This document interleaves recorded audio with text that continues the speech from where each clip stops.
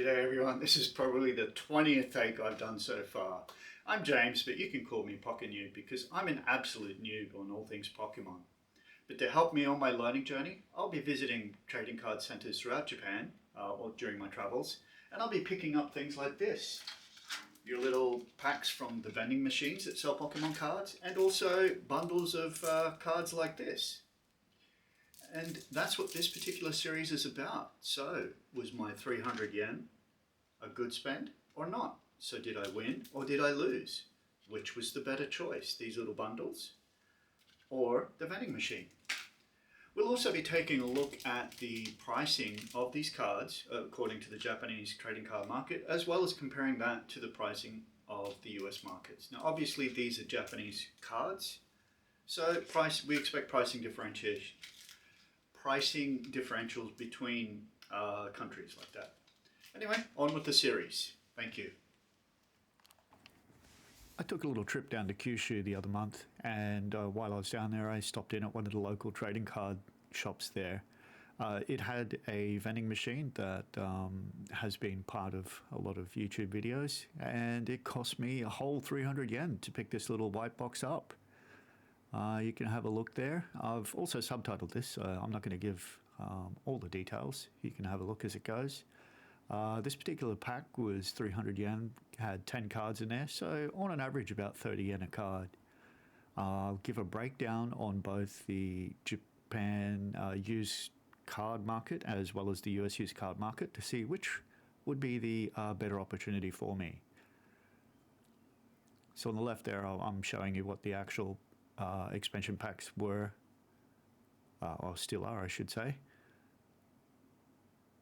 And if you also work 20 plus years in a high stress environment, you too can have shaky hands like I do.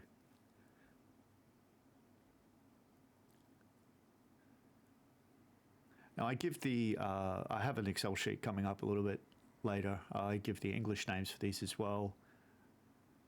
What the evolution state of these are. Those of you more proliferant in Pokemon will probably know this just by looking at the card, whether it's basic, first evolution or second evolution. Grayina, I think that's called Mighty Ina.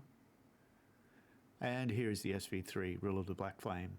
This is an SAR, and not to give it away, this was the big winner for the pack. So I was pleasantly surprised to see that the cards that were in this were actually not bad, and certainly worth more than the 300 yen I paid. Or were they? Alrighty, let's take a look at the breakdown, shall we? You can see I've put this in an Excel spreadsheet so it's easier to view. You've got the Japanese name, the English name, which series from which it came, the name of that series, the type from the card, evolution stage of the card, its rarity, and then I've used two particular online card selling sites to give a current price, current to the date of, I think it was the 14th of February 2025. Obviously Card Rush being Japan, the prices being Japanese, and TCG Player will be in US dollars. At the very bottom of the bottom right, I should say, of the TCG Player one, I've converted the $15.97 total into Japanese yen, going by the current exchange rate, which was about 154 yen to the US dollar. Given that this was a 300 yen spend on a vending machine, you can see that if I was to get those current market prices, that would actually be a very big plus for me. There you go. So as an average of 30 yen a card, you can see that we do have a few cards that were right on the 30 yen mark.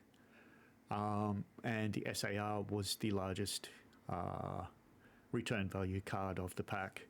It should be noted that this is the listed price of the cards. This is no guarantee that they will sell for that amount. And if I were to take these into a shop, the shop would then have the option to review the card for any scratches or anything like that.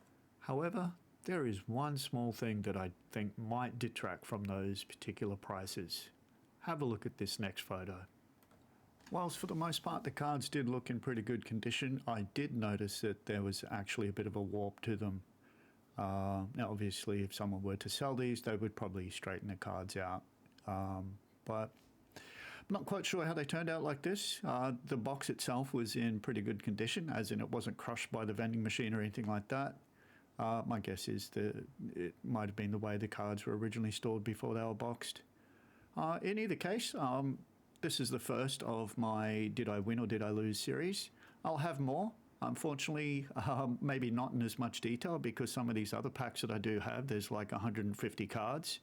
That would be quite the thing. Anyway, have yourself a fantastic day, and thanks for watching.